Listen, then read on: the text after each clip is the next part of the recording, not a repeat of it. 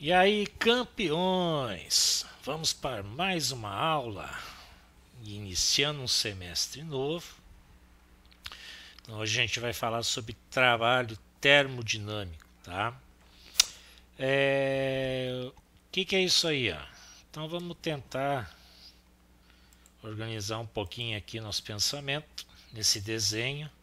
Então aqui eu tenho uma panela, tá certo? Botei água, vou jogar calor aí embaixo, através do fogo. O que vai acontecer? Aquelas variáveis macroscópicas lá, pressão, volume, temperatura, elas vão alterar o estado desse gás aí. E aí o que acontece? Ele vai se transformar em vapor, esse vapor vai subir pelo esse caninho aqui, aqui tem uma turbina e vai colocá-lo em movimento. Em outras palavras, eu quero saber o seguinte: essa energia calor aqui, ela vai se transformar em energia cinética de movimento. E eu quero saber quanta energia eu consigo gerar nesse movimento aqui. E essas três variáveis aqui vão me ajudar, em especial essas duas primeiras aqui. Então isso era um problema que na época os físicos quebraram a cabeça para saber como que eu conseguiria calcular o trabalho, tá? Antes disso, vamos vir um pouquinho para o tempo moderno. Isso aqui é um motor, tá? Então vamos ver algumas partes aqui para vocês interagir. Esse em azul aí são os pistões, tá? E esse em vermelho aqui, todo esse eixo aqui que é curvado, é o famoso virabrequim. Então como que funciona isso aqui? Aqui em cima eu tenho duas válvulas, tá?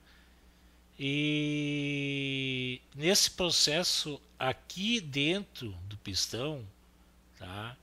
É jogado combustível, uma mistura, aliás, de combustível com oxigênio, e de alguma forma isso aqui vai explodir. Quando isso aqui explode, esse pistão é empurrado para baixo e faz com que esse virabrequim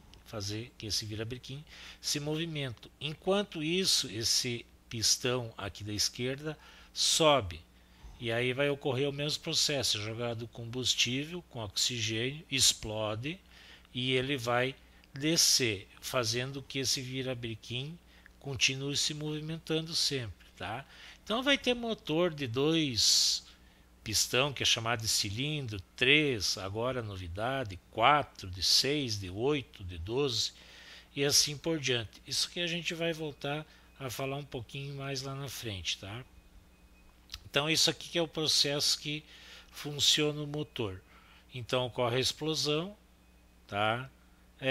Esse empurra esse pistão para baixo, isso aqui vai entrar num movimento, beleza? Bom, como que os físicos começaram a pesquisar isso aqui? Então eles viram, isso aqui é um motor 4 tempos, mas não vem ao caso, tá? Que tem motor 2 tempos, vou explicar isso para vocês depois. Que é o seguinte, a primeira parte, que é o primeiro tempo, ele abre essa válvulazinha aqui, ó, que eu estou mostrando para vocês, tá? E o que vai acontecer aqui dentro? Vai ser jogada essa mistura de combustível e oxigênio e vai explodir a gasolina e vai fazer com que o pistão vá para baixo. Então eles conseguiram construir um gráfico disso aí, e esse gráfico vai ser uma transformação isobárica, tá? A pressão praticamente fica constante, mas o meu volume aumentou. Como o pistão estava lá em cima e ele desceu a essa certa altura aqui, o volume se expandiu. Então no primeiro tempo eu tenho essa expansão aqui isobárica. Eu vou para o segundo tempo. O que é o segundo tempo? Como girou aqui embaixo o virabrequim, o pistão vai começar a subir, tá? E aí ele descreve que a pressão e a temperatura aumentam. Ó, eu posso ver na pressão aqui que eu estava no ponto B, ó, minha pressão vai começar subir, a minha temperatura também, isso aqui, portanto, não é uma transformação isotérmica, só que o meu volume vai o quê? Diminuir. E nesse processo, ó, não há troca de calor, então é uma transformação adiabática. Vamos para o terceiro tempo. Opa, pulei aqui. Uai. Bom, mas não tem problema. Nesse processo aqui, ó, eu vou abrir a segunda válvula aqui, tá? E o que vai acontecer? O volume diminui porque esse pistão vai subir e vai empurrar os gases, a famosa fumacinha que sai lá do carro, tá?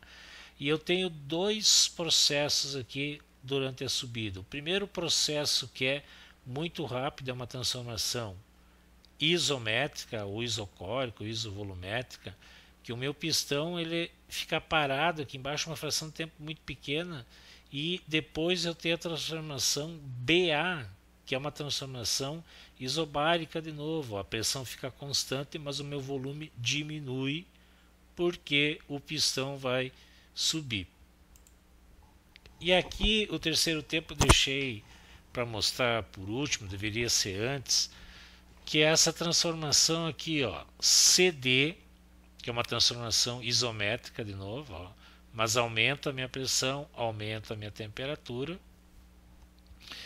Quando o meu pistão está descendo de novo, porque ele vai ser jogado combustível e ar aqui de novo, e o processo de volta a ser uma transformação adiabática, que eu não tenho troca de calor.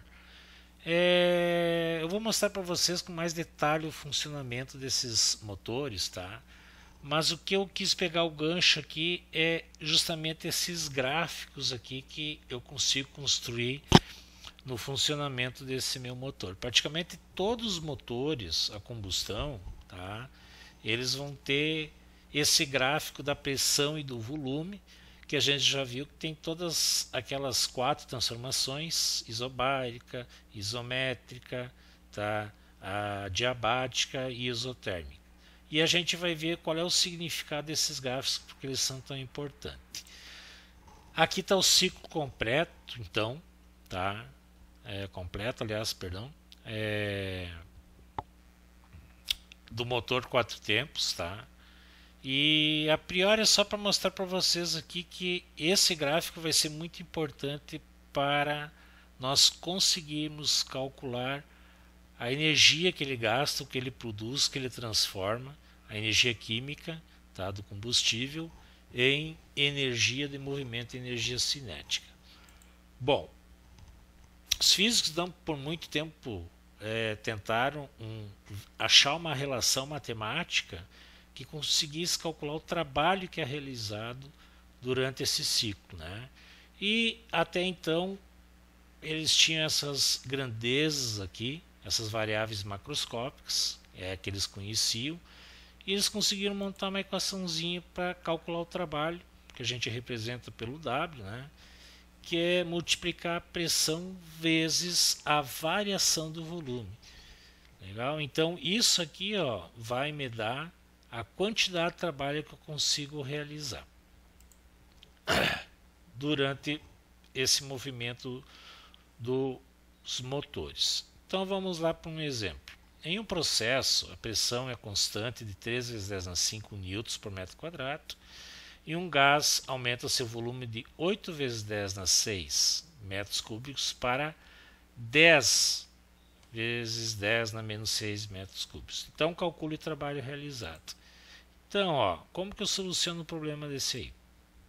Eu vou tirar os dados, a minha pressão, que é constante, o volume 1, 8 vezes 10 na menos 6, o volume 2, e aqui eu vou calcular a variação. O que é variação?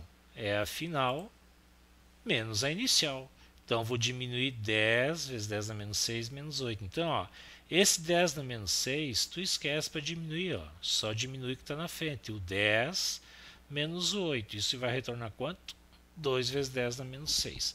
Então, pego a equaçãozinha lá, trabalho a pressão vezes variação de volume, substituo, né? A pressão é 3 vezes 10 na 5, vezes minha variação de volume, 2 vezes 10 na menos 6. Como que eu faço a multiplicação? multiplico o número que está na frente da base 10, 3 vezes 2, 6. E os expoentes eu vou somar, né? Porque é uma multiplicação, então vai ficar 5 mais menos 6, isso vai me retornar menos 1. Unidade de medida, gente. Eu tenho que me lembrar que trabalho é a mesma coisa que energia. E eu meço, então, em joule, letra J. Então, isso aí se lê, o trabalho é igual a 6 vezes 10 menos 1, joule. Tranquilo, né? Vamos para o próximo? Bom, agora vamos voltar para os gráficos, tá? O gráfico da pressão pelo volume. Então, como que eu vou calcular o trabalho para esse gráfico? Para que serve esse gráfico aí? Então, gente, depois de muito estudo, tá? Eles conseguiram ver o seguinte, ó, se eu pegar essa transformação aqui desse gráfico, é uma transformação isobárica. E olha só o que eu vou fazer aqui. Eu vou tentar construir uma área abaixo desse meu gráfico, sob, né, a transformação aqui. E eu consigo formar uma figura geométrica aqui. E o que eles observaram? Que eu tenho uma área embaixo. E se eu calcular essa área aqui, ela numericamente vai ser igual ao trabalho.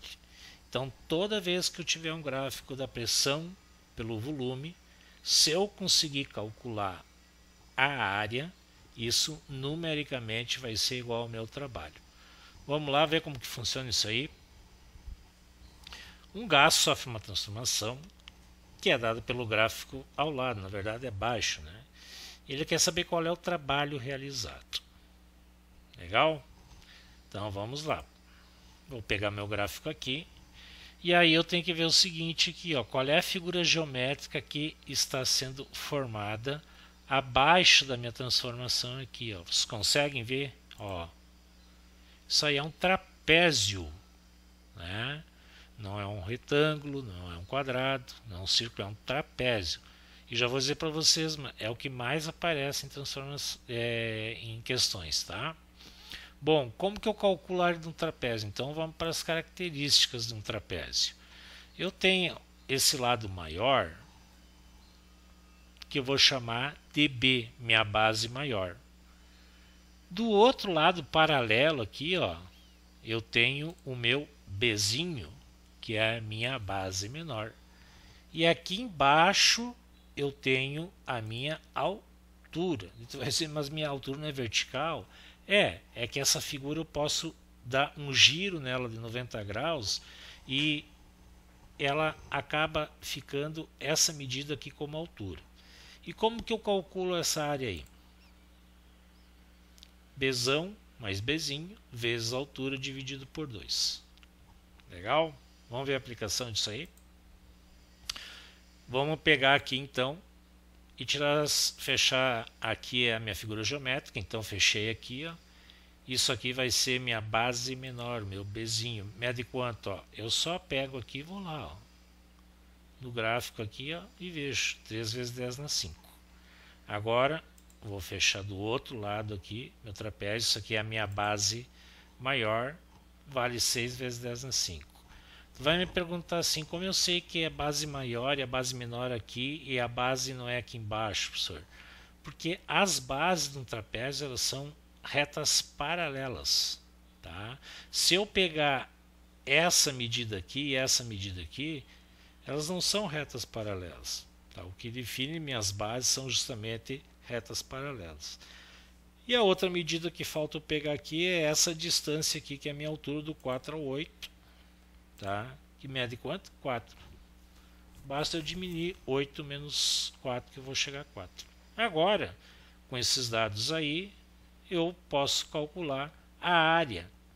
Vamos lá então, vou colocar meus dados aqui de novo, base menor, base maior, minha altura, pego minha equação de recurso, ó, e vou substituir os dados.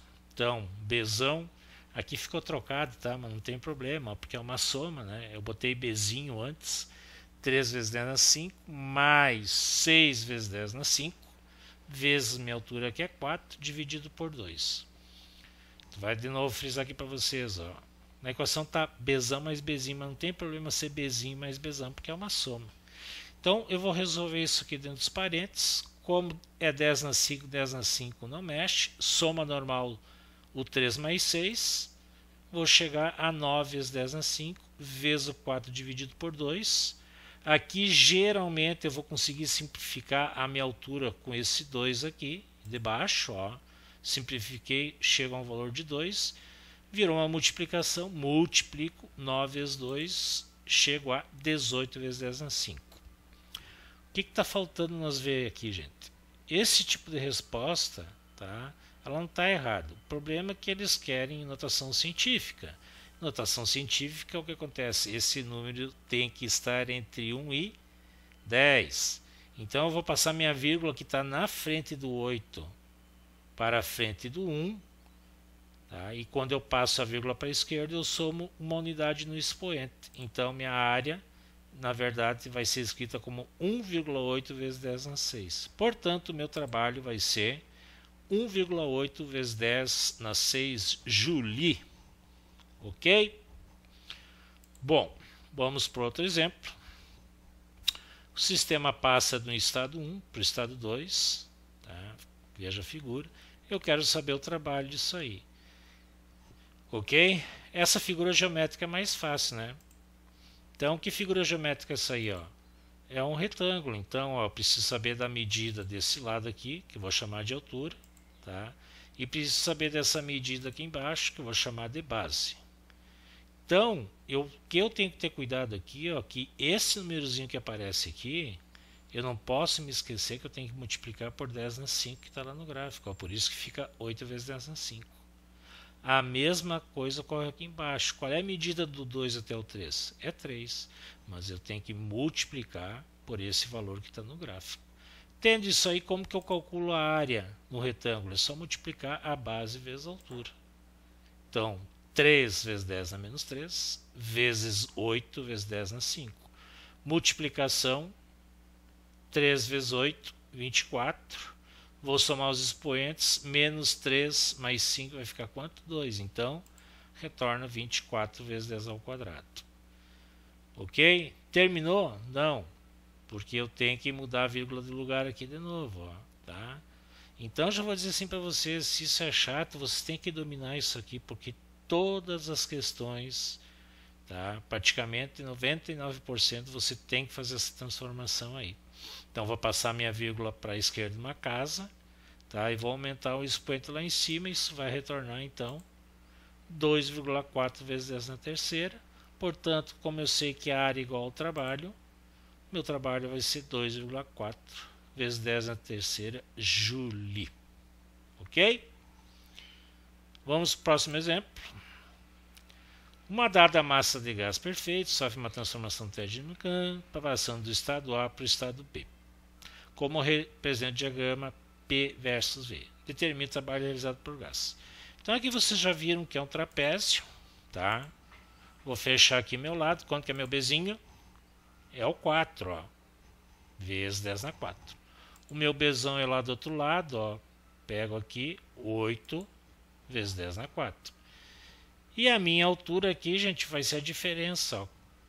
Do 0,10 ao 0,30, a base diminui a 0,20. Ou 0,2, se preferir, vezes 10 na menos 3. Tendo esses dados aqui, vou colocar meus dados aqui, ó. Vou para a equação de recurso, vou substituir. Ó, o Bzão, 8 vezes 10 na 4, mais o Bzinho, lembrando que essa ordem não influencia, vezes 0,2 vezes 10 na menos 3. Primeiro passo, somo o que está dentro dos parênteses, 8 mais 4, 12 vezes 10 na 4, o outro lado continua igual. Agora eu vou multiplicar isso aqui. Multiplico o normal, o 12 vezes 0,2 e somo os expoentes. 2 vezes 0,2, 2,4. Somando os expoentes vai ficar 4 mais menos 3, fica 1 positivo. Aqui, agora eu consigo simplificar. 2,4 com 2, isso vai me dar 1,2 vezes 10 na 1.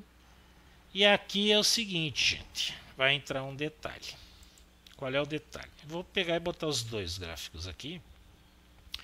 e quero ver se vocês conseguem observar a diferença entre os dois, mas não em relação aos números que está aqui, ao sentido que a minha transformação está ocorrendo.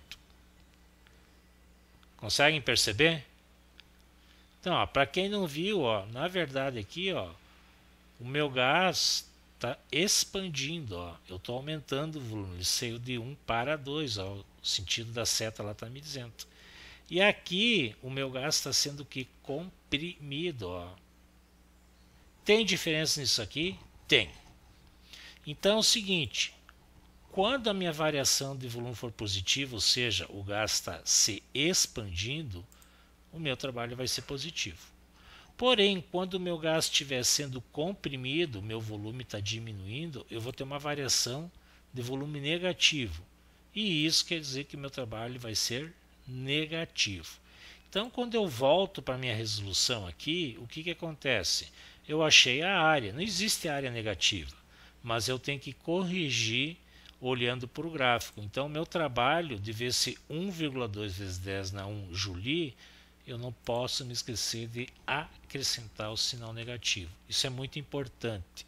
Tá? A maioria das questões que aparecem vai aparecer um valor positivo e um valor negativo. Tá? E se tu titubear, tu vai acabar marcando com valor positivo e vai errar a questão.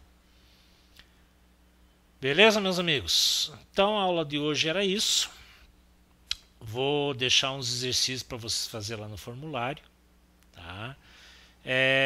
Foi passado um calendário para nós de recuperação, de notas e coisas assim. Eu vou estar divulgando para vocês na semana que vem. Então, eu vou estar postando no Classroom lá. Fiquem atentos. Qualquer dúvida tá meu telefone, podem me procurar aí sem problema nenhum, tá? De preferência na quinta, que é meu dia de atendimento, tá? Um beijo no coração de vocês. Fiquem com Deus. Até a próxima aula.